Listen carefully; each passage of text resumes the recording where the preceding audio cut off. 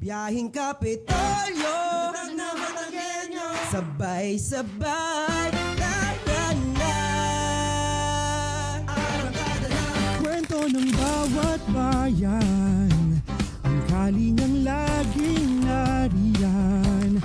Wala na inilaan, talino at puso, yan ang ating puhunan. Sa kalsada ng pag-asa, may direksyong malinaw. Sama-sama, lakad tayo. Sa hakbang ng lalawigan, ikaw ang kabalikan. Biyaheng Kapitolyo, serbisyong tapat sa Batanggenyo. Biyaheng Kapitolyo, matatag na Batangas, yan ang puso talino. Bukas ay abot kamay, kapit bisig sabay-sabay. Biyaheng Kapitolyo, Talino sa serbisyo, Kapitolyo. pusong Batanggenyo. Talino at puso. May pusong Batanggenyo dahil sa bawat kilometro po na ating tinatahak, lagit-lagi nariyan ang kwento ng pag-asa. At sa ating bawat mga stopover, nariyan po ang serbisyong may puso para sa bawat Batanggenyo. Sa ating bawat pagbiyahe, baon natin ay ang magandang pagbabago. Mas malapit, mas mabilis, at mas pinatibay. Ito ang bagong muka ng ating ugnayan.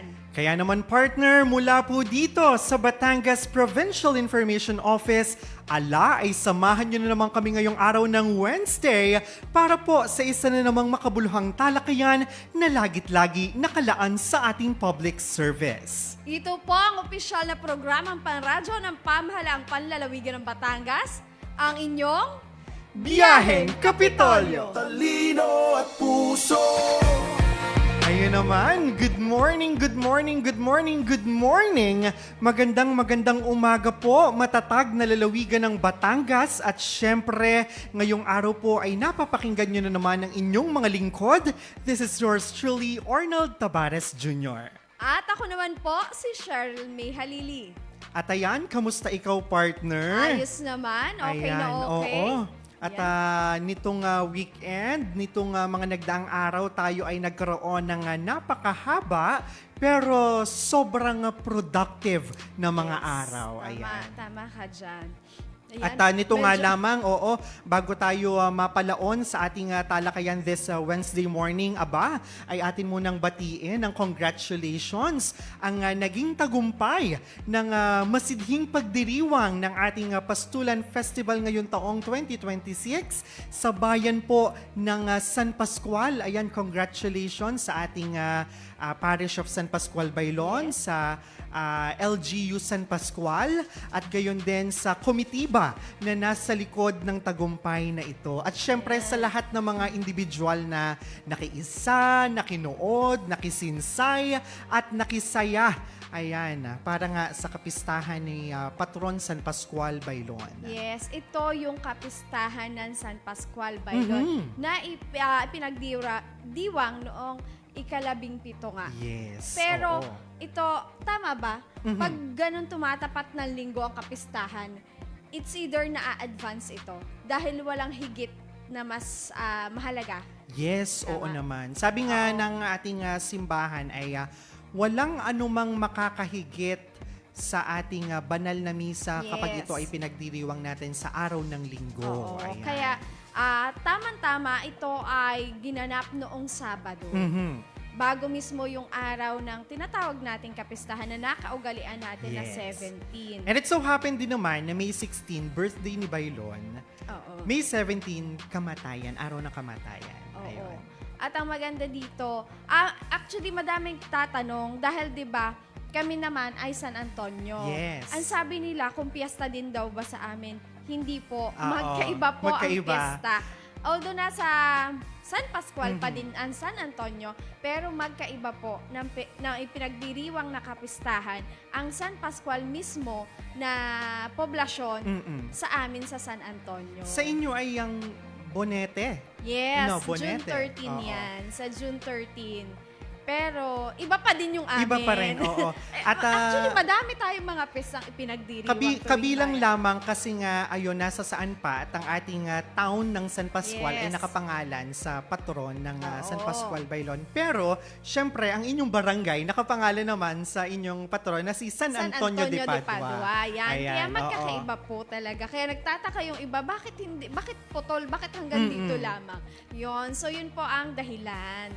Magkakaiba po, actually, minsan nga, per barangay talaga, magkakaiba din ng, minsan na yung ipinagdiriwang. mga sityo, Yes, iba-iba pa din. oo, Diyos ko. correct. Mamaya pagliban mo, ay bukas pa pala ang fiesta dito. Yes. Diba? And speaking of which, partner, tayo kasi bilang mga Batanggenyong Katoliko, we are really into this tradition, this pananampalataya, this pamimintuho, kagaya ng Yes. mga pagdiriwang ng fiestas.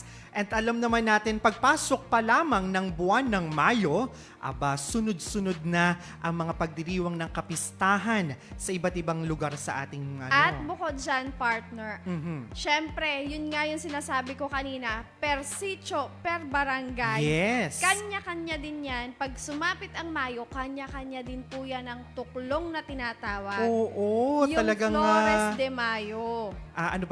April pa lamang. Yes. Last week ng April, kanya-kanya ng pagkukute ng mga palapa ng Oo. niyog. Ayan, yung iba Paggagawa. kasi ngayon, medyo advanced na, nakayero na, hindi nakawayan yung foundation ng tuklong at Oo. minsan naka-hollow blocks na rin Totoo. just for tuklong nga lang talaga. Dati kasi, di ba? At pagpunta mo dyan sa tuklong, ano yung una mong mapapansin, partner? Sige. Syempre, yung ganda ng altar Mhm. na pinaglalagyan ng ating Birheng Maria. Yun yung pinaka-una kong nakikita agad at una kong pinupuri pag nakikita ko Mhm. yung tuklong. Kasi doon agad sa sentro Yes. ang iyong mata. Yun ang Diba? sentro talaga. Yun talaga.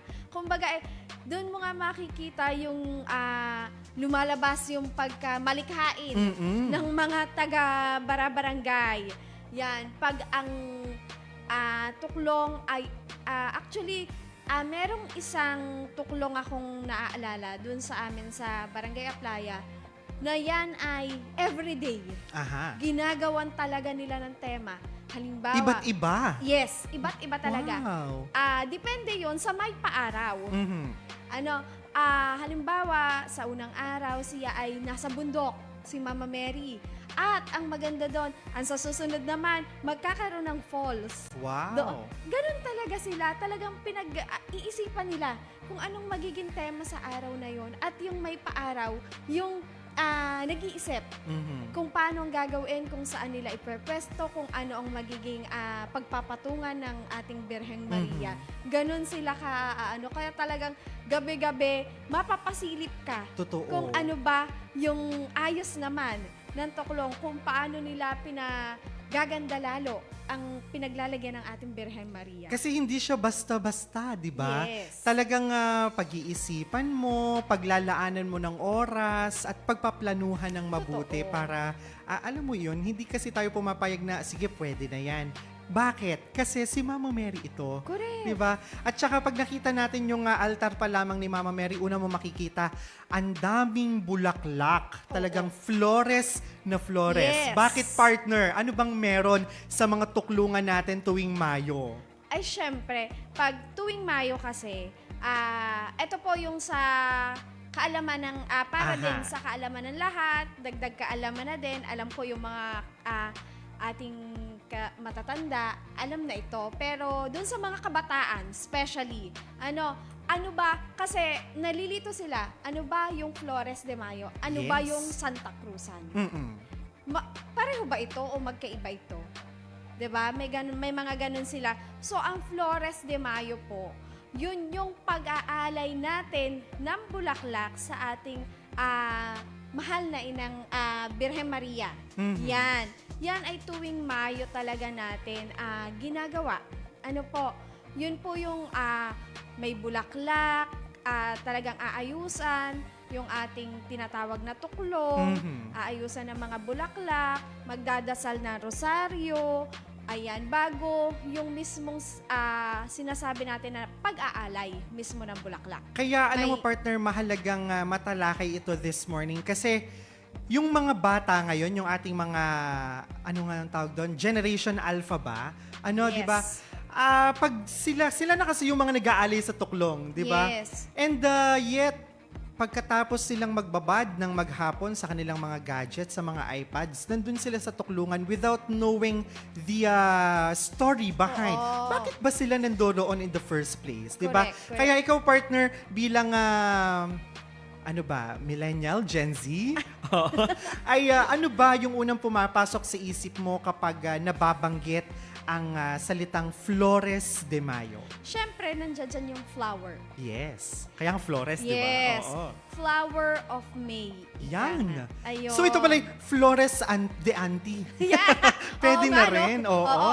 Actually, itong Flores de Mayo, bigyan lang natin sila ng konting background kung paano ba ito nagsimula, no? Kung saan ito nanggaling. Ito po yung dinala ng mga Kastila dito sa atin Ayan. sa Pilipinas noon pong panahon ng kolonyalismo. So siya ay Spanish influence din. Yes. Same thing sa ating religion. Yes. 'Di ba? Talagang ang ating paniniwala ay ang laki na naging bahagi ng mga Spaniards. Yes. At yun nga, habang tumatagal, inadapt na natin ito sa kulturang Pilipino.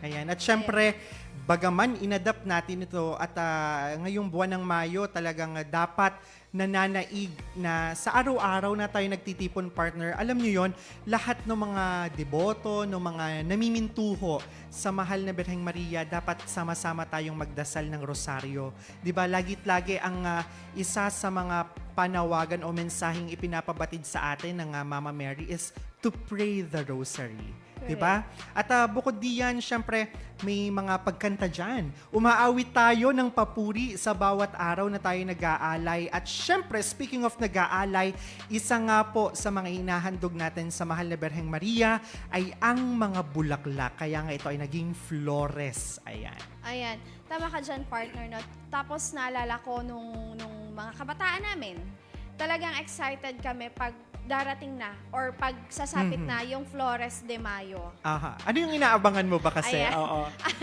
Kasi bukod syempre sa pag-aalay, nakaugalian na sa amin na after ng alay, may mga ibinibigay. Ay, oo. Yan yung maganda. Yun yung inaabangan lalo na ng mga kabataan.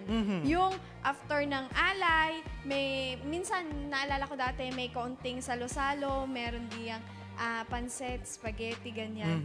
Yung may araw, siya yung magpapakain. Oo. Kaya ang swerte kapag nataunan na yung, ang tawag kasi sa amin, yung may paalay. Oo, yung may paalay. Yung may paalay ay halimbawa nagdiriwang ng kaarawan. Ayan, Naku, bongga yan. Correct. Oo. Minsan may mga paluglugan pa dun sa Correct. tukulong. May mga, ano nga yun? Basagang palyok. Pupukan ng palayok. Oo, ganyan. Grabe. Ganyan sa amin. Kaya excited ang mga kabataan pagsasapit na ang Mayo. Kasi alam nila na actually, ang nakakatuwa din, no, pag sasapit ang ganitong Flores de Mayo, yung mga kabataan sa barangay, nagkakatipon-tipon. Yes, Nagkakasama-sama. At doon nagkakaroon ng banding sila. Pag mga ganitong panahon. Actually, yun nga sa amin, yun nga nabanggit mo, hanggang sa ngayon, patuloy pa din yung ganong tradisyon na may paluglugan, Yes. may paluan ng palyok. Tulad na lang kahapon, yung may alay doon sa amin, nagpakain kasi nga nataon ng birthday din. So, nagpakain siya doon sa mga katatandaan. Sa mga bata naman, may mga bigay siyang simpleng gamit sa eskwelahan na pampasimula. And then, may mga candy, may mga kung ano-ano pang laman na yung bag na inihanda na yung may alay. At saka kapag kasi ganyang may araw ng alay, ang daming tao talaga. Oo. Yung iba, syempre, nag-aabang pagka matatapos na. Pero syempre, marami rin sa kanila, yung mga nagmemoro na nakikisama sa pagkanta, sa pagdadasal, di ba may mga rito pa Oo. iyan bago naman talaga yung rites nung pagbubuhos ng Oo. bulaklak. At ayun ngayon, talagang dadating na ang fast food sa mga tuklungan natin. Oo, correct. Before talagang naglalatag pa ng mga dahon ng saging, di ba? Pero okay din naman na kasi nga syempre the ever-changing time, di ba, na iba natin yung approach din ngayon, bagaman na maganda pa rin na ipagpapatuloy yung ating nakaugalian at itong pamamaraan ng mga pagpapakita ng ating pananampalataya sa Mama Mary. And with that, isang paalala, partner, kasi yung iba ay dadating sa tuklong nakasalwal, nakasinelas, hanggat maaari, ini-encourage natin ng mga bata na magpantalon, magbihis ng maayos, na alam mo yun, katugon-tugon kapag haharap ka sa mahal na Birheng Maria. Alam mo, partner, sa amin, ang nakakatuwa, ipinaalala yun, April pa lang, parang nagkakaroon na ng pagtitipon, ipinapaalala sa mga magulang, ganun din sa mga bata, na kung paa-attend din dito sa alay, dito sa ating Floresan, make sure naman na maayos ang bihis ng mga bata. Yes. Hindi sila yung galing lang sa paglalaro na basta pumunta. Kumbaga presentable, ika nga. Ang mga bata at hindi yung pawis-pawisan pa. Oo. Sa totoo lang, ganon. Nagkakaroon ng pagpupulong na ganon sa amin.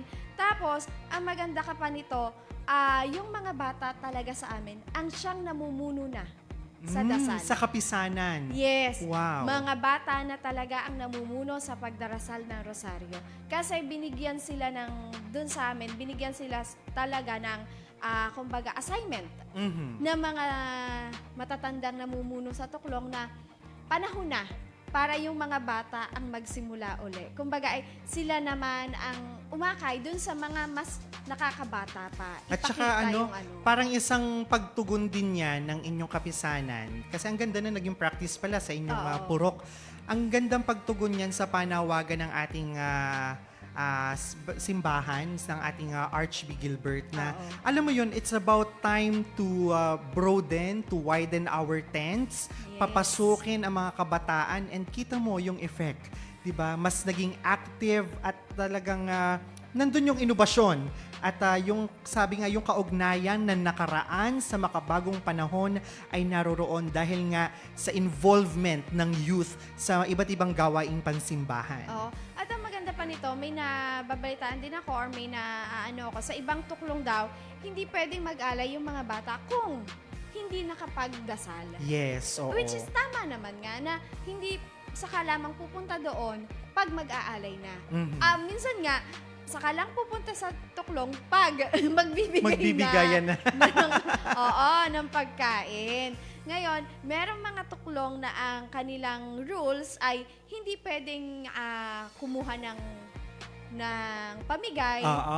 Hindi pwedeng kumain at hindi pwedeng mag-alay kung hindi nagdasal, which is maganda din nga yun. At saka di ba ang isa sa pinaka most anticipated part ng Flores de Mayo, yung tapusan, na may isang buong programa na, alam mo iyon, maglalaro lamang ang mga bata, talagang programa para sa kanila, sa lahat ng mga nag-aalay. Pero ngayon, ang hirap nang i-implement yan kasi una, wala na yung mga field na gabuka na paglalaroan, di ba? At saka una pa lamang bago magsimula Mayo, hahanap ka na agad ng lote na pwedeng pagtindigan ng tuklong. At ayun, talagang before that mahalaga na nai-inculcate kung bakit nyo ito gagawin. Ano ba yung symbolism na mayroon kaya pinapractice natin itong mga ganitong gawain? Ang una po ay ang pagmamahal. Sinundan po ito ng debosyon at higit sa lahat ang ating marubdob na pasasalamat. Tama ka dyan. Alam mo, bakit nga ba tinatawag na special itong Mayo para kay Mama Mary? Sige. Actually noon, ang daming mga paliwanag. Pero ito ay isa sa mga paliwanag na ibabahagi natin sa ating mga tagapakinig. Dahil sa atin po, sa ating tradisyong Katoliko, alam po natin na ang Mayo ay iniaalay natin para sa mahal na Birheng Maria, kagaya na nabanggit natin kanina. At siya po ang ina ng ating Jesus. Yun na. At simbolo ng kababaang loob ng talagang unconditional love at ng epitome ng pananampalataya. Diba, tanda mo nung isang usapan natin, last week, na usapan natin, paano ba magdasal ang mga Pilipino? Oo. 'Di ba? Doon natin nabanggit na sa pamamagitan at laging binabanggit natin na sa tulong ng mahal na Inang Maria Mhm. para maipaabot sa kanyang anak na si Jesus. Laging ganun yung ating pagdarasal kasi nga alam natin na ang pagmamahal ng isang ina ay walang katumbas. Yes. Diba? Ayan, kaya naman po sa Flores de Mayo, ipinakapakita po ng mga deboto ang kanilang paggalang at pananalig po sa pamamagitan po ng pag-aalay ng mga bulaklak at panalangin. At alam mo partner, mahalaga rin na nagagawa natin ito dahil nung unang panahon, sige, balikan natin. Nung unang panahon, bakit ba natin ginagawa yung Flores de Mayo?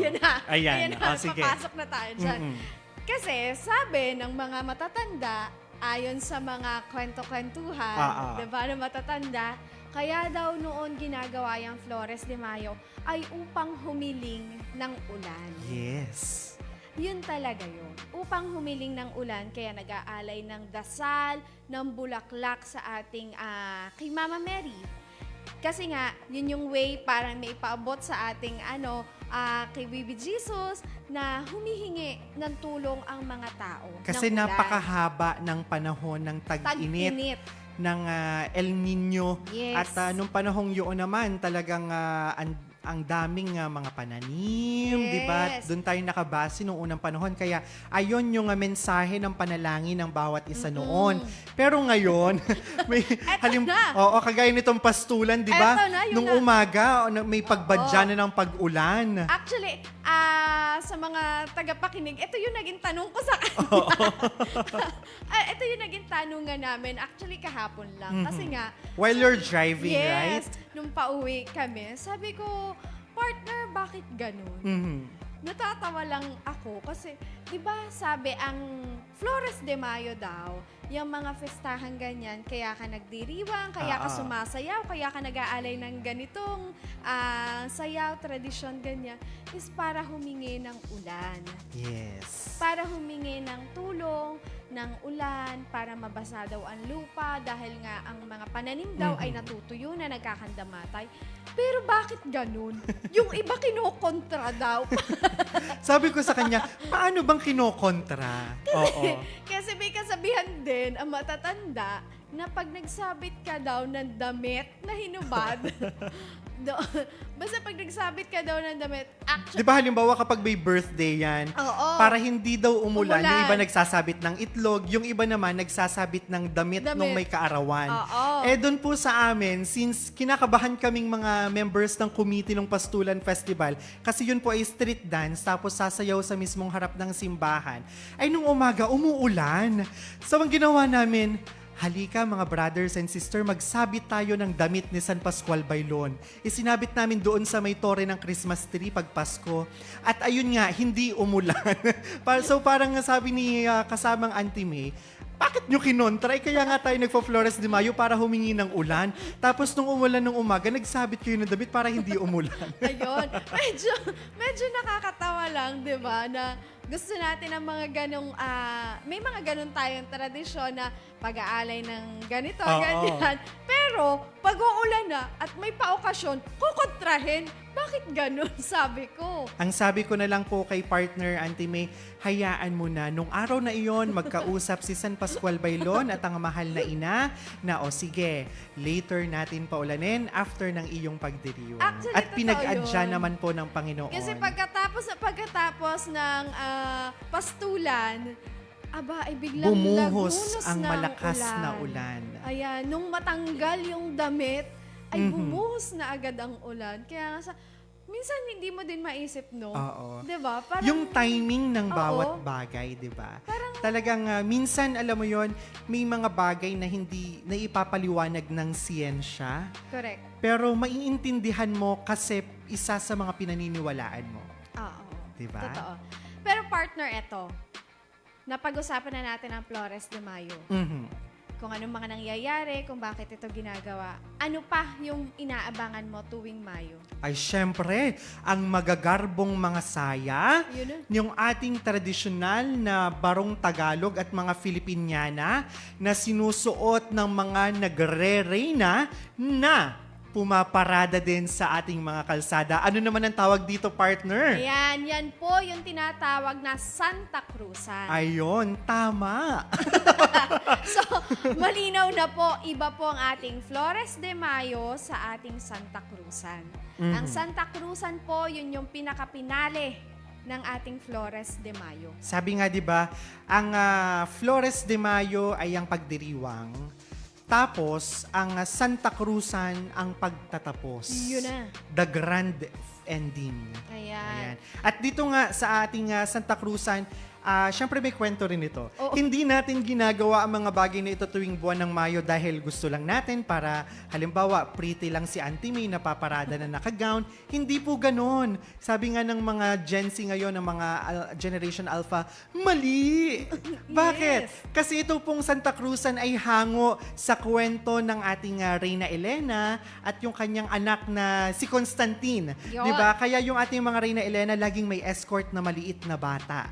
Ayan. Ayan. Ito pong tradisyon na ito ay nangyari kung saan hinanap po that time ni Reyna Elena ang banal na krus na pinagpakuan po ni Heso Kristo. At matapos po yung mahabang panahon ng kanyang paghahanap, natagpuan po niya yung tinatawag natin ngayon na true cross o yung banal na krus. Ayan.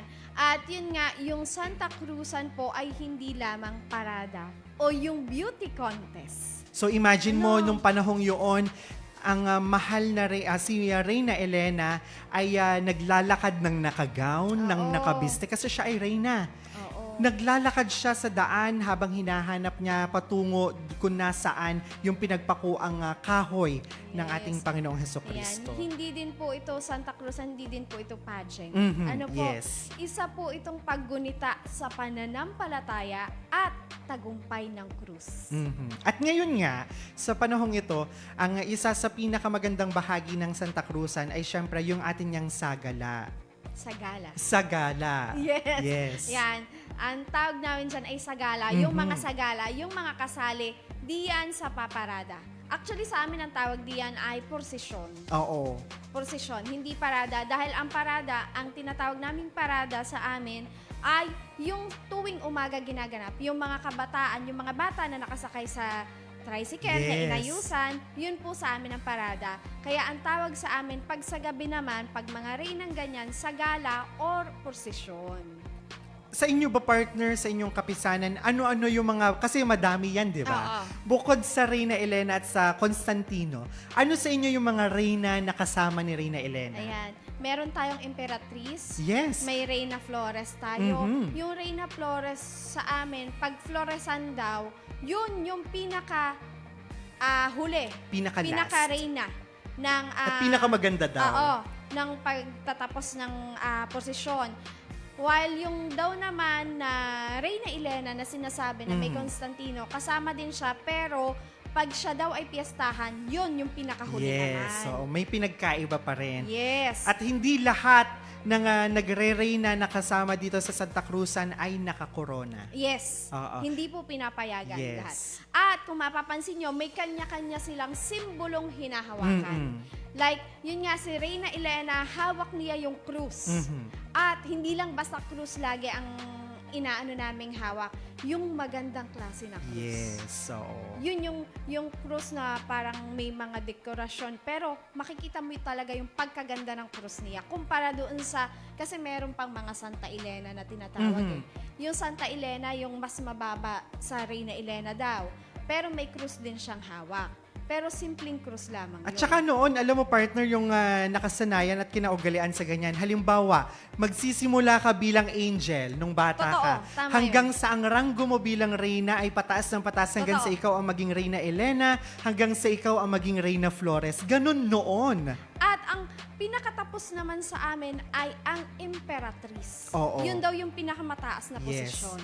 Ayun. Yun na yung may ano dito, di ba? Na Yes, malalaki. yung meron Yes. dito sa likod na nakaganyan, may setrong hawak at may corona siya na mataas.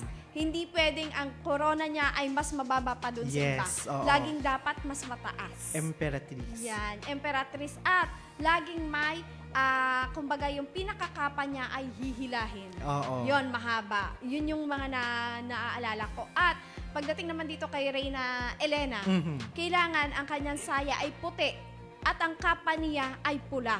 Yes. Same with sa Constantino niyang kasama.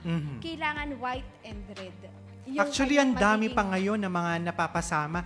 Meron na nga ngayong halimbawa, mutya ng kapisanan, Oo, di ba? May meron mga ganun ganon. na. At yung iba naman, halimbawa, magbibigay tayo ng ibang entitlement. Halimbawa, may nakita tayong mga bata na, ay, ang cute, isama natin. As angels, meron ng ganyan. Di ba? Meron pa nga Ave Maria. Ang dami. Meron pang Queen of Angels. Mm-mm. Actually, doon sa atin naman, sa simbahan natin, lahat talaga kasama yan. Yes, May oo. bahay na ginto. Our Lady of Sorrow, nandyan Oo. din, lahat-lahat. Yun, madami po. Kung lalahatin talaga natin, talagang mula siguro uli doon sa ating simbahan hanggang doon sa amin. Actually, yun nasa rosary ng, ng Saint Gregory, yun yung Oo. bahay na ginto, Kabanantipan. Oo. Kanya-kanya din nga. Oo, yun may nga. sariling representation. At dito naman sa ating modernong panahon ng tradisyon ng pagsasagawa ng Santa Cruz, hindi na natin ganun nasusunod na halimbawa, sa unang taon, ikaw ay dito muna, tas pataas ang pataas. Si ate kasi, naranasan yon talagang she started from the first Reyna up until being Reyna Emperatriz hanggang sa naging mutya ng parokya na nadaanan niya yon. Ngayon kasi parang nagiging pinpointed. Bakit? Una, ang mga dalagahan sa atin ay hindi na fully based dito sa ating lalawigan lahat, 'di ba? Ang dami na ang work ay naka-based na sa Manila, sa ibang region, minsan overseas pa. At hindi palaging readily available na sa araw ng Mayo tuwing magtatapos ang buwan. So, ayun. Pero ang maganda dito, naisasagawa pa rin. And speaking of modernization nga ng ganitong tradisyon dito sa Batangas, naalala ko nitong panahon ng pandemya, partner. Just for the sake na hindi matigil itong ganito nating pananampalataya sa mahal na ina, ang ginawa ng parokya ni San Pascual Bailon, inilaunch namin yung kauna-unahang Santa Cruzan on Wheels. Ang mga reyna ay nakasakay sa pick-up. Nandun yung mga bangkalang na bangkulong na punong-puno ng mga bulaklak, di ba? Tapos, nandun sila sa likod ng pick-up, naka-face shield sila, wala nang face mask. Tapos yung mga tao ay nasa kanilang mga terrace, sa kanilang mga bahay, nanonood at dinadaanan sila ng ilang reyna yon, 10 reyna na mula nga sa initiative ng parish ng San Pascual Bailon. So, ganun yung naging siste nung mga panahon na mayroon tayong pandemic. At alam mo, sa panahon din ngayon, kaya din hindi na basta-basta tayo kumukuha na yung mga ganyang kabataang babae para makasali. Siyempre, iniisip din ng kapisanan o yung samahan ng sa tuklong, siyempre yung magagastos din. Oo naman. Diba? Kasi meron diyang, yung unang-una yung susuotin. Yung gown, yung makeup. Make-up. Yung pang-ayos ng actually sa amin, ang tawag sa sinasabi mong bangkulong ay balantok. Balantok. Oo. Yun, balantok. Kasi pag ikaw ay napili sa inyong barangay o sa inyong sitio na ikaw ang magre-Reyna Flores, ay kailangan talaga. Maganda yan. Lalo na nung unang panahon, pag ikaw ang Reyna Emperatriz, Reyna Elena, Mutya, ay talagang pabonggahan na yan. Talagang hindi ka magpapahuli. Talagang ipapakita mo na itong aking dalaga ng aming pamilya ay kasali sa ating ginagawang pananampalataya for Mama Mary. At- Talagang ganun ibuhos. Sa amin, partner, ang pinapayagan lamang na magkaroon ng balantok o ganong bangkulong ay ang Reyna Flores. Siya lang ang may karapatan na magkaroon ng ganong kalaki at kagarbo na balantok na punong-puno ng bulaklak. Yes. The rest, ang payag lang sa kanila is yung dalawang parang kawayan lang na ganyan na may arko. Yun lang yung, ganyan ang Reyna Flores. Kung makikita nyo po sa mga... Punong-puno ng fresh flowers. Yes. Ganon. At kalimitan talaga kung ano yung kulay ng suot mo. Siya Yun yung din ang magiging kulay kulay ng ng iyong- bulaklak ng iyong balantok. At yung iba pa talagang kaya mapapalingon ka, hahabulin mo pa din yung Reyna Flores dahil dun sa halimuyak ng bango ng bulaklak. Yes, oo. Ganun ka grande at kagagarbo yung mga nagre-Reyna Flores, lalo na dyan sa amin, sa Barangay Aplaya. Talaga namang aabangan mo simula May 22. Meron na yan. Simula na yan ang tapusan na tinatawag o yung Santa Cruzan na tinatawag dyan. At saka, alam mo partner, ibinabahagi natin itong mga bagay na ito hindi lamang dahil sa pananampalataya, sa debosyon, pero dahil kasi ito ay isang malalim na kinaugalian, isang minanang tradisyon na isinasagawa po hindi lamang nating mga Batanggenyo pero ng lahat ng mga Pilipino dito sa bansa. At alam mo partner, yung iba nga na nasa abroad, yung mga Pinoy na working overseas, pag namimiss po nila o dahil naho-homesick sila, pag buwan ng Mayo, nagsasagawa po sila ng kanilang version ng Flores de Mayo abroad. Totoo yan. Ng Santa Cruzan abroad. Totoo yan dahil dun sa mga kamag-anak namin na nando dun sa Italia, sa Roma, ganyan. Yes. Meron din sa kanilang Flores de Mayo. Oo. Meron din sa kanilang Santa Cruzan. Mm-mm. At talagang kung ano yung nakaugalian o nakagisnan dito sa atin sa Pilipinas, dito sa atin, lalo sa Batangas, lalo dito sa mga sityo-sityo dito sa atin, ganun din, dinala din nila doon. Nag-aalay din sila. At natawa nga ako partner one time kasi yung aking mga pinsan na nasa compound ng Tabares ay nung umuwi sila dito, nagulat sila nung may paalay. Kasi ang natanggap nila ay mga chubby na candies. Sabi nila, ay bakit chubby candies? Ganyan. Sabi ko, bakit? Ano ba sa inyo? Haribo gummy bears. Ganun daw sa abroad. So sabi ko, ganyan dito sa atin. Talagang unique at kakaiba ang ating pagdiriwang niyan. And from that moment, mas na-enjoy nila kasi ayun nga, may mga pukpukan palayok, may at talagang tuwan-tuwa sila palagi kapag dito sila nakaka-attend ng Flores de Mayo at Santa Cruzan sa Pinas. Kasi sabi nga din nila, iba pa din daw yung nasa Pilipinas ka. Kasi doon, limited lang yung kanilang pwedeng gawin. Kasi tulad na yung mga palayok, bibihira, or minsan wala talaga silang makita doon. Tulad na yung gumagawa... Minsan abroad ang gamit nila piñata. Yun. Medyo saucy version ng ating... Hindi mo pupukpukin, hihilahin. Ang pinakamaganda nga daw dito sa atin, yung pipiringan at siyang pupukpukin. Yes. Na bago mo mapukpok, paiikutin muna yung mga bata bago papalakadin at minsan, pupukpukin. hindi mo naman talaga nabasag yung palayok, pero punong-puno ka ng harina. Totoo. At alam mo partner, may share ko din lang ang kagandahan dun sa amin, sa lugar namin ngayon. Meron kaming yung sinasabi mo na problema nga din ng iba yung mga bakanting lote na pagaganapan. Napaka-blessed namin dun sa amin kasi meron kaming yung tuklong namin, tapos may bakante pang lote na pwedeng pagganapan para sa mga palaro, sa mga kabataan.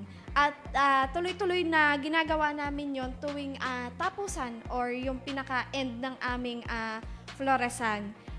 Pag sa umaga, after ng misa, kasi may banal na misa yan, after na yon, dire-diretso na ang palaro para sa mga kabataan. At itigil lang ito ng 3:00 ng hapon para mag-prepare naman dito sa ating posisyon na tinatawag o Santa Cruzan. Ayan. At kaya naman sa lahat ng ating mga kabataan na nakikinig sa mga oras na ito ngayong araw ng Wednesday, isa pong mensahe para sa inyo na sana ay patuloy nating pahalagahan ang kultura at itong ating mga tradisyon na ito.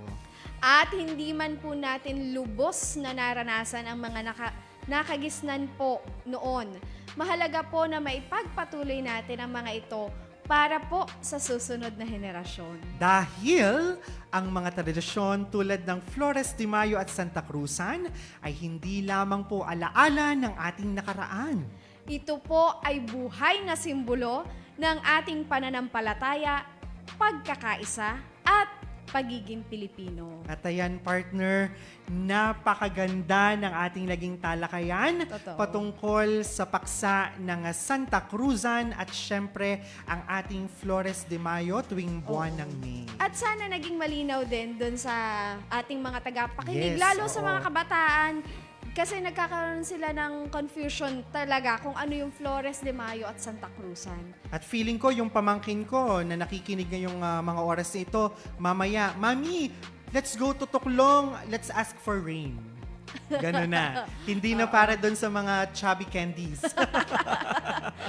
Actually, ganun din ang aking mga pamangkin. Pumupunta lang sila sa amin para, kasi nasa ibang bahay na sila. So para a-attend sila na yung alay na tinatawag natin, a-attend sila para din magdasal, tapos mag-alay nga ng bulaklak. Iyon yung talagang pinupunta lang nila sa amin. At bukod sa mensahe natin para sa mga kabataan, isang mensahe din naman para sa ating mga magulang, sa ating mga guardians na hanggat maaari po, isama natin ang isama ang mga bata sa ating mga simbahan. Ilapit po natin sila ng ilapit sa iba't ibang gawaing pansimbahan natin dahil pag na-practice po nila ito everyday, sila na po ang maghahanap-hanap sa gawaing ito at may ipapasa rin po nila ang mga gawaing ito sa mga susunod pang henerasyon. Totoo, Diba? tama yan, tama yan. Alright! At syempre po, sa lahat po ng mga nagnanais balikan ang ating naging makabuluhan at masayang talakayan patungkol po sa Flores de Mayo at Santa Cruzan, aba, ay maaari nyo po uli kaming mapakinggan at mapanood sa aming episode this morning sa ating official Facebook page na Batangas PIO. Kaya naman palambing naman, i-like at i-follow nyo na rin kami sa aming iba pang mga social media accounts para po sa iba pang mga updates. Gayun din ay subaybayan at patuloy po tayong magkakarinigan ngayong araw ng Friday sa panibagong edisyon po at bagong pagpasada ng inyong programang pangkaalaman, impormasyon at mga pagbabalita. Siyempre, hindi po natin makakalimutan ang ating technical team na nakasama sa ating pagbiyahe ngayong araw. Sa pangunguna po yan ni Direk Gian Marco Escamillas, Yes. kay Julius de la Cruz, kay Harold Lopez de Guzman, kay Jundel Maranan. Siyempre, sa ating kasama at katulong natin, kay Vincent Roy de Chavez, kay Cashal Cacantos. Ang ating mga producers. Yes! At siyempre, sa nag-aalaga ng ating studio, kay Tito Roger Aguirre. Maraming salamat sa ating mga kapatid na ito at Ayan. nandiyan na ba ang ating Mr. Sports Fest? Ayan. At Oo. syempre, sa inyo po na aming manonood na hindi po bumitaw at patuloy na tumatangkilik sa biyaheng Kapitolyo. Ayan, thank you po. Kaya naman, sa ngalan po ni Governor Vilma Santos Recto at pamahalaang palalawigan ng Batangas, this is yours truly, Arnold Tabares Jr. Nang isang pamahalaang may talino at puso. May talino sa serbisyo, puso sa tao, at lahat para sa Batanggenyo. Ito po si Cheryl May Halili. Talino at puso, every day, Yes. every Wednesday, every time. Oo, di ba? Dinagdagan yung ano Oo. natin. Kaya naman, magkita-kita po muli tayo sa susunod na episode ng ating pagpasada para po sa tuloy-tuloy na serbisyo para sa bawat Batanggenyo. Muli, ito po ang ating Biyaheng Kapitolyo. Kapitolyo, serbisyong tapat sa Batanggenyo. Biyaheng Kapitolyo, matatag na Batangas, yan ang puso talino. Bukas ay abot kamay, kapit bisig sabay-sabay. Biyaheng Kapitolyo, Sa serbisyo